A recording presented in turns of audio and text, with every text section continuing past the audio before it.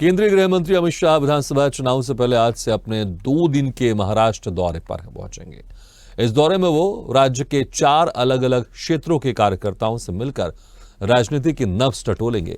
महाराष्ट्र में नवंबर में चुनाव होने की संभावना है। अमित शाह आज और कल 25 सितंबर को महाराष्ट्र के दौरे पर रहेंगे। आज अमित शाह नागपुर, छत्रपति संभाजी महाराज नगर और कल कोल्हापुर और नासिक में पार्टी के क्षेत्रीय नेताओं के साथ बैठक करेंगे। महाराष्ट्र में विधानसभा चुनाव की रणभेरी बजने से पहले केंद्रीय गृह मंत्री अमित शाह एक बार फिर महाराष्ट्र पहुंच रहे हैं। यहां पर वो आज से 2 दिन राज्य की सियासी नब्ज टटोलेंगे। इससे पहले वो हाल ही में गणेशोत्सव के दौरान मुंबई के दौरे पर आए थे। अमित शाह के महाराष्ट्र दौरे के 2 दिन बाद यानी 27 सितंबर को प्रधानमंत्री नरेंद्र मोदी पुणे पहुंचेंगे।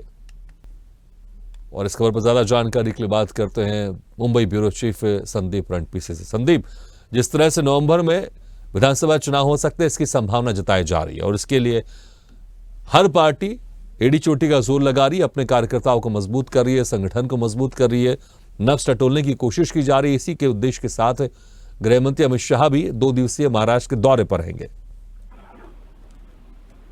जी बिल्कुल, लोकसभा चुनाव में महाराष्ट्र को मिली करारी हार के बाद बीजेपी का केंद्रीय नेतृत्व महाराष्ट्र को लेकर गंभीर हो गया है।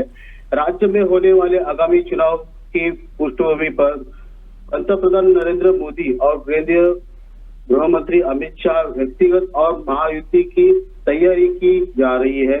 पीएम मोदी और अमित शाह राज्य के उन हिस्सों का खास तौर पर ध्यान दे रहे हैं जहां विभिन्न एजेंसियों के सर्वे में महायुति को हार की आशंका व्यक्त हो गई है।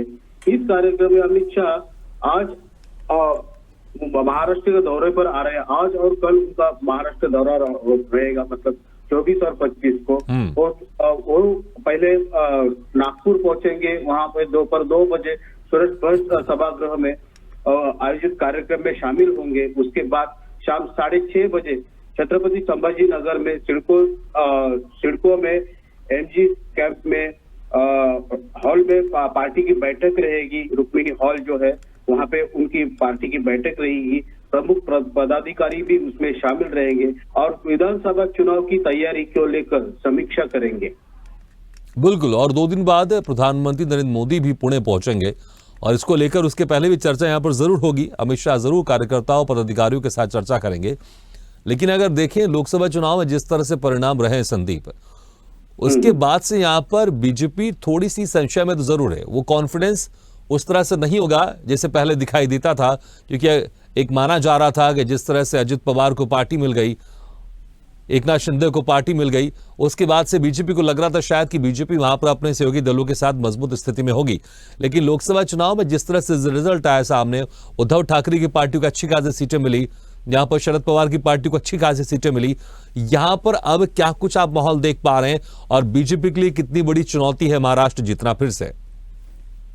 जी बिल्कुल, अभी केंद्रीय जो मंत्री है या अमित शाह है और अपना नरेंद्र मोदी जी है, वो बिल्कुल महाराष्ट्र के ऊपर ज्यादा करके ध्यान दे रहे हैं, क्योंकि उनको लोकसभा चुनाव में जो उनको जितना सीटें हासिल करनी थी वो हासिल नहीं कर पाए।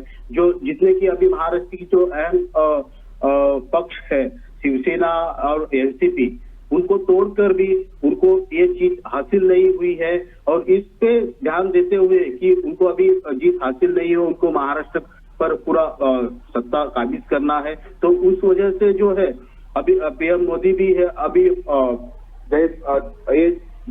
पंतप्रधान नरेंद्र मोदी का जो मुझे लगता है ये 4-5वां दौरा रहेगा महाराष्ट्र का। और महाराष्ट्र को अहम माना जाता है। महाराष्ट्र जो है और मुंबई भी जो आर्थिक राजधानी मानी जाती है, महाराष्ट्र में जो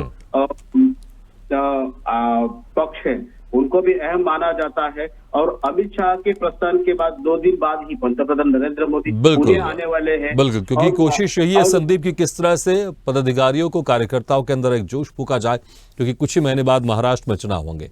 बहुत बहुत शुक्रिया इस तमाम जानकारी के लिए।